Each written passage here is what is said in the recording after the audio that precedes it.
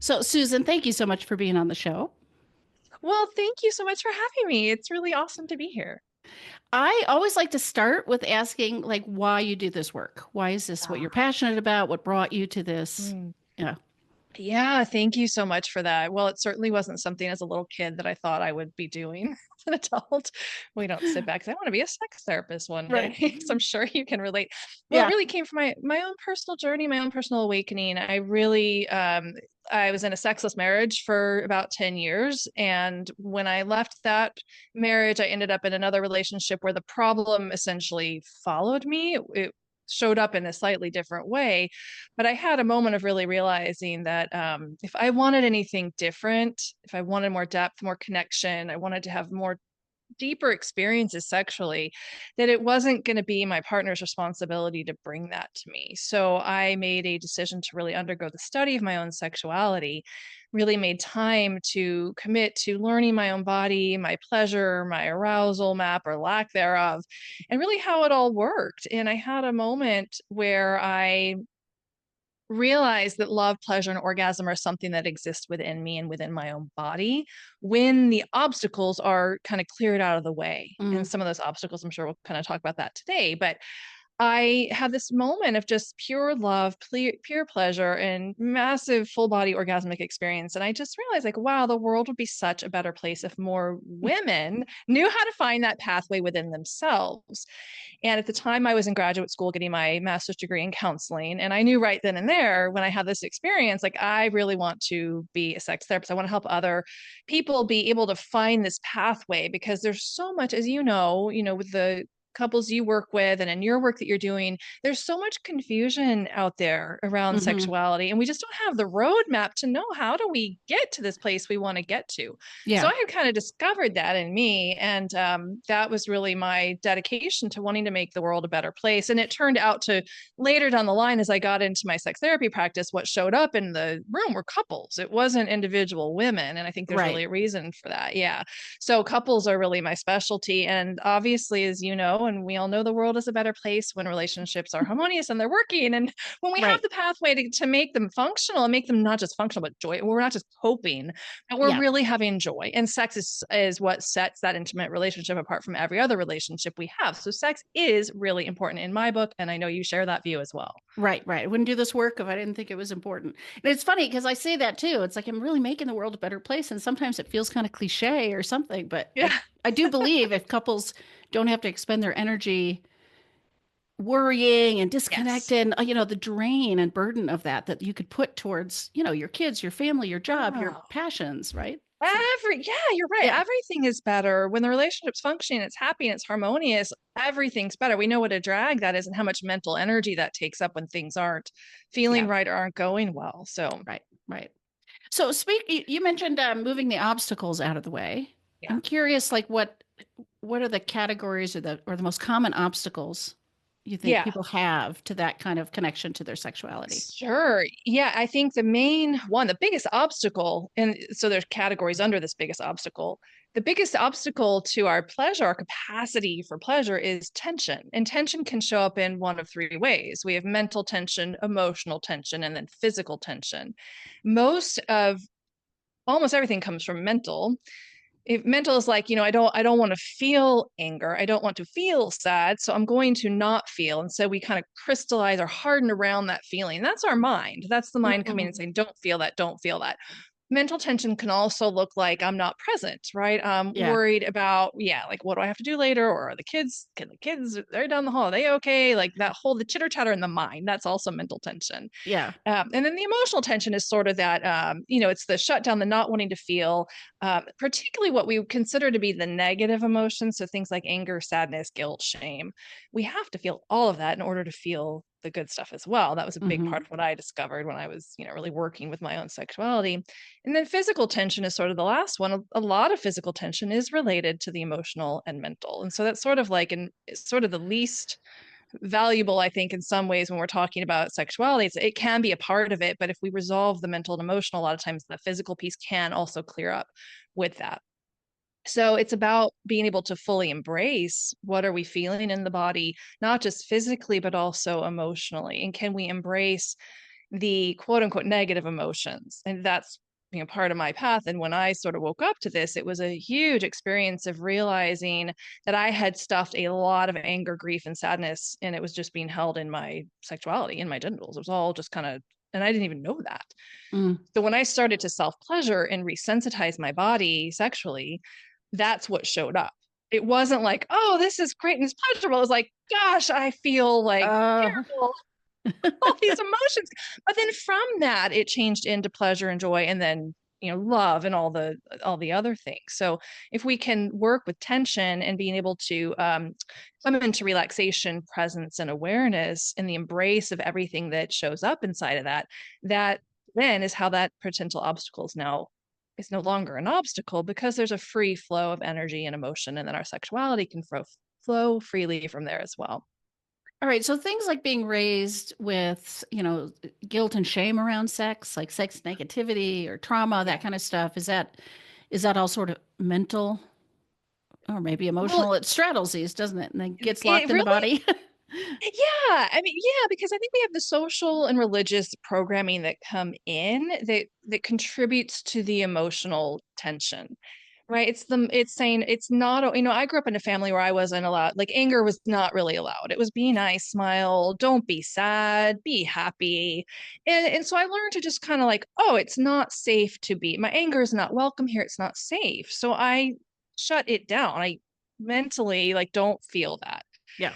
So that creates that level of tension with the emotions. And so anger was always a very scary emotion for me to feel. I didn't know how to manage it. For some weird reason, it would show up in all my relationships, right? It's just how it tends to happen. Right. So all of that can contribute to the mental and emotional tension. And the shame, yeah, I mean, the shame is a big part of it, as with sexuality, especially like we all carry some amount of sexual shame. It's kind of a spectrum. I think all of us have that to some degree. And as we learn to work with that, it's just a matter of embracing and inviting that, and making it okay that we're not wrong or bad. And the shame itself also is not wrong or bad. It's like Hmm. sort of like another level of the emotional tension. We make ourselves wrong for feeling the Right. shame, but the Bad shame for feeling itself, this thing. yeah, Yeah. Yeah. yeah. Yeah. So what's the basic path towards relieving that tension? I mean, this is probably a complicated process, but Yeah, like, how do you describe the big picture of like what somebody does about this? yeah, so there's really sort of three principles that I work with. And the very first one is relaxation. So it sounds so simple, but it's remarkably challenging for a lot of us because we're in such a culture of go, go, go. And also in this culture of doing, which when it comes to sex, what that looks like is that sex is a doing, it's a thing we do, it's an act, a thing that happens. And then we're also typically rushing towards climax, trying to get to that end game. And so that automatically creates more tension when we have this Mm, goal orientation of like, I'm trying to get somewhere, we're trying to produce a result. Because what happens if we don't get there? Well, now there's a problem, right? Well, I guess there's something wrong with me, or he didn't do it right, or she's not interested. It creates all this other mental chatter that creates more tension and causes more problems. So right. relaxation, learning to relax, is really, it's a skill that we can learn to do. And a lot of that begins with learning how to be present in the body, learning how to notice sensations in the body, notice what's happening in the body. We have to be connected to that part first. And so that is the second piece, which is, where's the awareness, right? Are we in the mind and in the future, in the past, or are we here right now noticing what's happening in the body? I can bring my awareness directly into physical sensation is the quickest path to the present Yeah. moment. Right. Right. Yeah, so we can focus on that. Automatically, we get out of the head, we're into the body. Now we're already more present, which already brings a sense of relaxation because there's no more trying to get somewhere in the future or being stuck in the past or being, stuck in our heads worrying about what we're feeling or what we look like or any of that. We're here now. So that's the next piece. So relaxation is really that key. Right. And this sounds like an individual journey in some ways. Like you said, you explored Mm, this alone, right? But how does this then show up? You got two people yeah. interacting Mhm. together. Like, Yeah.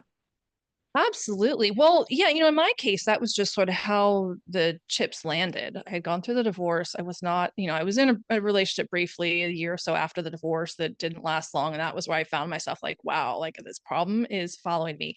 So I don't think we have to wait until we're in a relationship to do that kind of work. I see that a lot more so with women. I'm not in a relationship, so sex isn't really relevant. So I'll wait till I'm in a relationship to work on it. We don't really need to do that. I've made some of the greatest progress in my sexuality when I was single. But you're right. Hmm. Like, how do we bring it in relationally? And again, what we're trying to do a lot of times, and I know, tell me if you find this to be the case. I'd love to know about you and how you work with couples, but we're wanting to feel connected to the other person, right? So Hmm. there's tends to be this sort of overemphasis on the horizontal, right? The other relational, like I want to connect to you, to this thing, this person. Totally valid, totally get it. But if we're not connected to the vertical, here with what's happening in my body, my connection, Mm. my voice, my feelings, what's happening in this domain, it's much more challenging for me then to feel connected to the other or even to know how to create that connection with another because there's not clarity. It also seems like, and I do hear this with clients sometimes, they go into a sexual experience with a partner and they're just worried about what their partner's feeling. Am I doing Yes, this right for my right. part? Like we can abandon ourselves in that. So then it's also going to affect Absolutely. our experience of pleasure, right? Absolutely. So, if we're not plugged into what's happening in our domain and our own pleasure and or even just to the sensations happening in our body, we're not going to know when we're doing something to try to please somebody else, are how clear are we really going to be on that? Hmm. If we can't feel our own selves, are we doing that out of obligation? Are we doing it because we think they want it? Are we doing it because we really enjoy giving that thing and want to do that? And if so, how do we know that it's something they want? Have we checked in with that piece? So if we're not clear within our own domain, you're right. Like it can create a lot of what I call train wrecks in the sexual experience. Yeah. So yeah. So how does somebody actually connect more to their partner and work with a partner in this? Because maybe they're listening to this podcast and a partner hasn't heard it. This is all new concepts. Like, how can Yeah. somebody approach a partner to sort of say, "Hey, can we slow down? Can we be more present? Can we do this a little differently?" Yeah, so that comes to the relational piece in the conversation. What I would say first is it's like, do you want to learn this together as a couple, or can we start if your partner's not on board, but hopefully they are. Hopefully they want to learn it with you. We want to go, we want to learn, we want to grow. There's practices, there's approaches that I teach when I'm working with couples in my immersion experiences or at the retreats. But really where it starts is learning to notice your own sensations. Noticing is the very first step, and then naming that, having the ability to name, I feel this, I want this. And that's where the relational piece comes in. Then it comes to negotiation. Would you be willing to provide this? Would you be willing to do this? Or I would like to do this to you. Would you be willing to allow me to do that to you? And that's where we start to learn how to negotiate the experiences. And there's a whole set of skills. It's very nuanced. I can't go into all of that Right, today, right, but it's really a matter of that it's a skill set of building a foundation of clarity, creating clarity. And we do that through, I call it the three N's: notice, name, and negotiate. And the negotiate is the part where really the relational piece comes in, but we can't really get there unless we have the skill set of being able to notice and name. And that's exceptionally deep. It sounds so simple, but it's where we meet all the shame and like, I shouldn't speak up for what I'm feeling, or what if I hurt my partner's feelings, or what if I'm too much, what if I express something and that's too much and they're afraid of it or they don't want to do it, so I'm just going to tone that down, or I'm going to try to hint at what I want instead of be direct and ask for it. And so that kind of stuff can create a whole lot of challenges in a relationship as well, where there's the train wrecks ensue, and then couples don't know why they're stuck. It's just because right. they don't know how, they don't have the skills to create that clarity, and they also don't have the roadmap and the common language to know how to do that together. So I hope that answered the question. Yeah, yeah. And I also think couples, I mean, so often at least one person, if not both, is bringing in that goal orientation. Yes. Sex is a particular thing towards a particular outcome, and it's sort of pass or Right. fail, Absolutely. Yeah. And they wouldn't be coming to, professionals like us if they didn't have something. So, right. People, they want the outcome. They want to get somewhere, which is totally understandable. And that's sort of the paradox, I feel like, of this work is it's also learning about how to just be present, how to get rid of that goal of trying to get somewhere so that we can be here now. And there's something so magical that happens about that, but it can be a little bit of a mind twist. Like, well, wait Right. a minute, like I'm here to solve this problem. Now you're telling me to like get rid of the goal. Like, I don't understand. Yeah, yeah. Because But we came here yeah, because we're not hitting this goal. you know. exactly. Yeah, But I think inside of that, when we slow down and we learn to relax, we learn to be present, we learn to, do some of these things where we're noticing, we're naming, and we learn those skills of negotiating, that's where the new information can come in. It's when we're so crystallized around this one idea, there's this problem, I need to fix it, or I need to get to this one outcome. We don't have room for new information and more spaciousness to come in. It yeah, works against pleasure. It's activating the wrong part of the brain. That's the sympathetic nervous system, not our parasympathetic. Parasympathetic is where pleasure lives and grows. So we want to, as much as possible, be able to consciously take ourselves into that parasympathetic state, which requires that we be more curious, more relaxed, not so much in the prefrontal cortex where we're trying to problem solve, but more in the other parts of our brain, and then the alpha theta waves where we're open to new information, and where that connection and that sense of pleasure can really grow. yeah. I mean, I'm sure you find this in your practice too, but I've had couples, I mean, they're sort of forced into rethinking sex because something is changing in their Yes. functioning. And they end up finding what a gift that we had to kind of Mm-hmm. reinvent sex and start from scratch and widen what counts and all, it seemed like such a problem coming in. And it's like, and as long as sex is sort of working, air quotes here, often Yes. people they don't have to think about this or do this work. And so they're just sort of coasting along on autopilot. And the challenges are this opportunity. That's such a great way to frame it, because I think you're right. And I think, most of us don't get an education on, maybe if you're lucky, you got some quote air quotes again, sex education in high school, Right. maybe depending on where you went to school. And, a lot of places don't even do that anymore. um, but no one's giving us an education on intimate relationship or on pleasure. No one educates us on pleasure. It's like, here's the function and the anatomy, and be careful and be scared, because a Right. lot of bad things could happen to you if you have, like more fear, more shame. And there's no one out there really educating us on pleasure. So I think these obstacles can really open the doorway to, let's take it way back. Let's go to ground level. No one's teaching that. Right. No one, I mean, generally, right? They come to professionals like us to learn that. And it's such an opportunity to open. There's so many more things available to us when we are open to it, when we Yeah. expand our conversation on what is sex, what is pleasure, how do we create connection, how do we do it on purpose instead of just the default of what we think sex is, which is Yeah. very limited, right? So I did want to ask you about the sort of myth of women having low desire. And I Yeah. guess that overlaps with the question about how do you see the difference in challenges Mhm. for different gendered people, um, Yeah.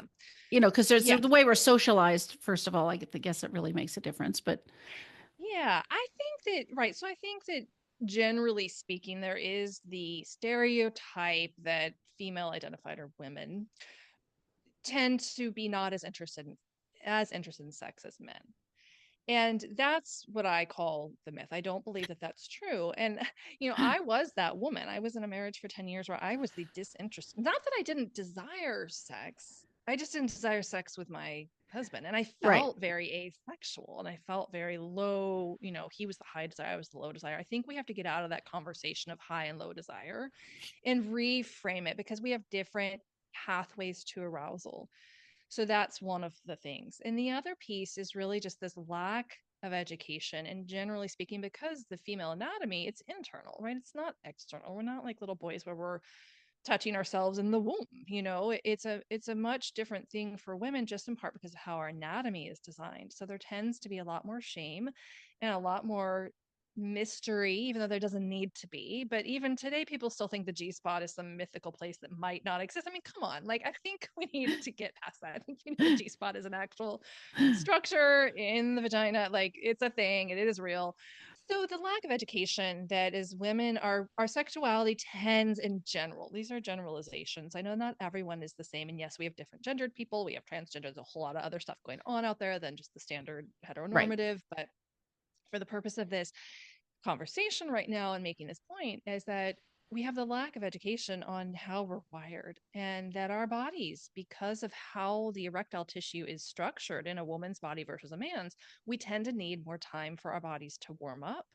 we tend to need a certain level of safety and emotional connection before we're going to feel like we can open sexually. So that tends to be different for most women. A lot of women tend to be more contextually oriented. We're plugged into our environments. We know who's in the house, what they're doing. We know exactly where the kids are, right? Like just by nature, we are plugged into our surroundings. So it can take time for a woman to sort of disconnect from all those things that her psychic energy is plugged into and come back into her own body. Plus, we have a lot of shame around feeling our own pleasure. We're supposed to be the givers, we're supposed to make the other person happy, make our husbands happy, make the man happy, make the world happy, make our kids happy. And so it feels very selfish for a lot of women to sink deeply and immerse into their own pleasure. So there's a lot of things that are going on that can lead to a woman losing interest in sex over time. Not to mention the fact that most sexual intercourse anyways over far too soon. 2 to 7 minutes is kind of the average depending on what studies you consult out there. Mm-hmm. For man's ejaculation typically happens in that amount of time once penetration happens, and that is typically, if you're going straight to penetration or there's a couple minutes of foreplay, generally speaking, that's not going to be enough for most women to really get much out of that encounter. So they're going, if there's not anything in it for her, she's going to start doing it out of obligation, or she's just going to avoid it altogether. Yeah.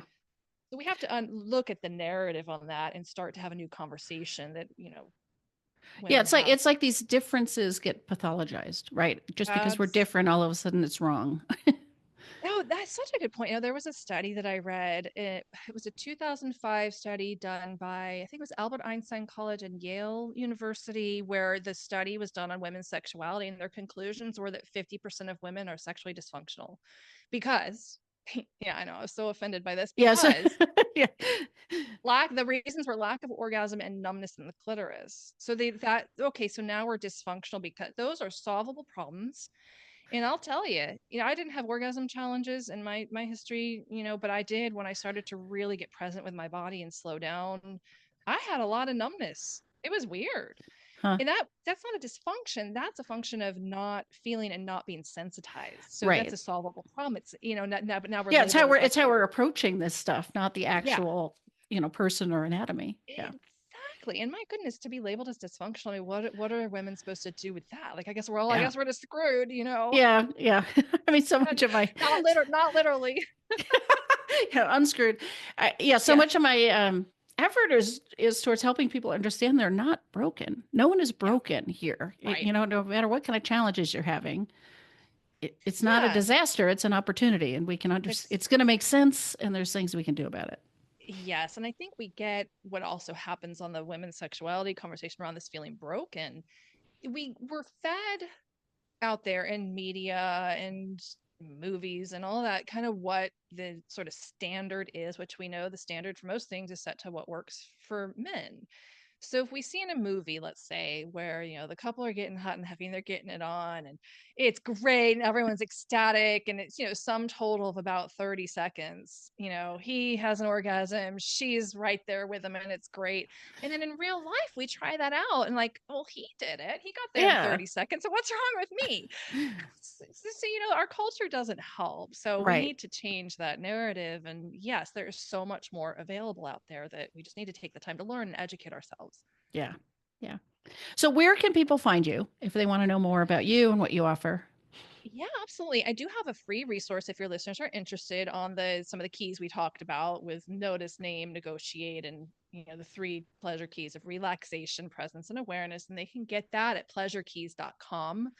Super easy to download that there. And then my main website that has my retreats and other offerings is pathwaytopleasure.com. So either one of those two places is the best spot to connect with me. Perfect. I will make sure those links are in the show notes too. Well, Well, thank you thank you so so much. much. This was a great conversation.